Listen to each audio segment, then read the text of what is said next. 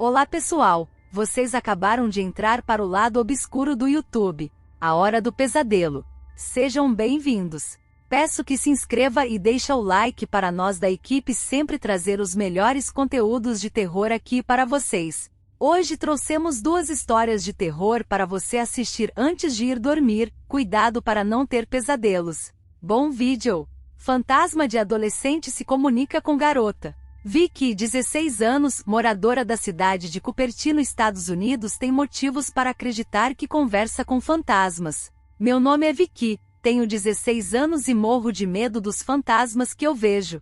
É assim que se apresenta a jovem moradora de Cupertino. Ansiosa assumida, ela acredita que essa mesma ansiedade ajuda a atrair os fantasmas. Seus relatos impressionantes sobre pessoas e espíritos que entram em contato com ela fazem o quadro se agravar. Ela acredita que consomem sua energia quando entram em contato. A garota é capaz de sentir emoções de pessoas e espíritos. Em depoimento ao canal Lifetime Brasil, ela relatou um fenômeno de contato com um fantasma. Segundo o relato, Vicky sentia a presença do espírito de um adolescente dentro da própria casa.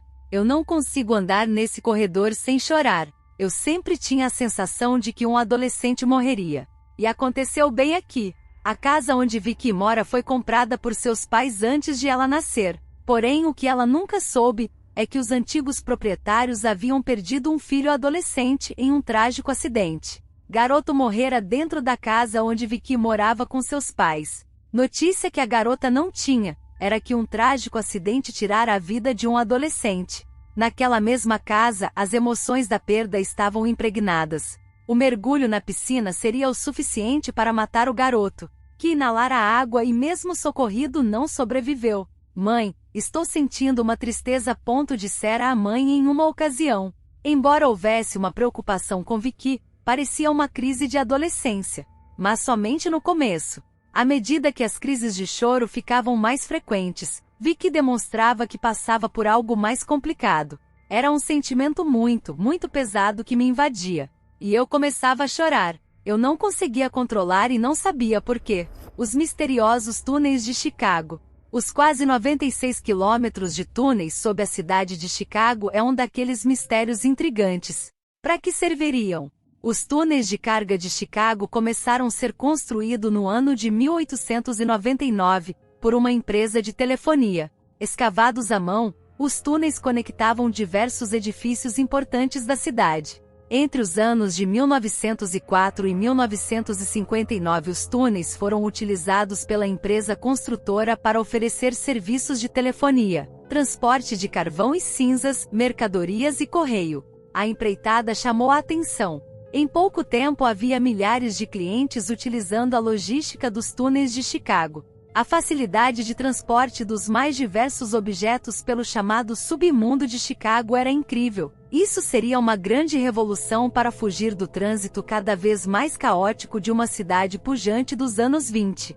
Porém, apesar do grande sucesso, a empreitada não se mostrou tão lucrativa. Isso levou à falência da companhia, que deixava a estrutura montada para quem soubesse melhor utilizá-la. O jornal Chicago Tribune chegou a utilizar a estrutura dos túneis de Chicago para movimentar seu estoque. Túneis de Chicago ficaram esquecidos. Durante muitos anos, as estruturas ficaram esquecidas no tempo. Todos circulavam por cima e ninguém se lembrava mais daquelas controversas construções. Mas em 1992 essa história mudou. Uma grande inundação na cidade de Chicago rememorou a população de seu submundo esquecido e abandonado. Os túneis de Chicago e a vida do submundo.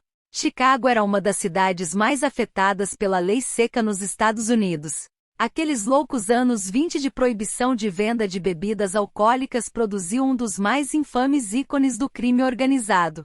Al Capone era o dono do submundo da cidade e também da superfície. A ligação entre os túneis de Chicago e Al Capone não é totalmente provada, mas uma porção de descobertas foram feitas ao longo do tempo.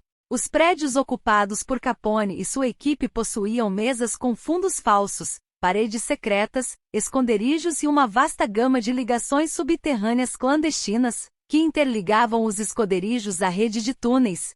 Essas ligações entre túneis escavados pela companhia telefônica e os acessos construídos pela turma de Al Capone podem explicar em parte como eram feitas as operações do criminoso, inclusive ilustrar como era sua movimentação pela cidade sem que a polícia fosse capaz de encontrá-lo. Mas o principal mistério ainda permanece: por que os túneis de Chicago ainda existem? Obrigada por assistirem, até o próximo pesadelo.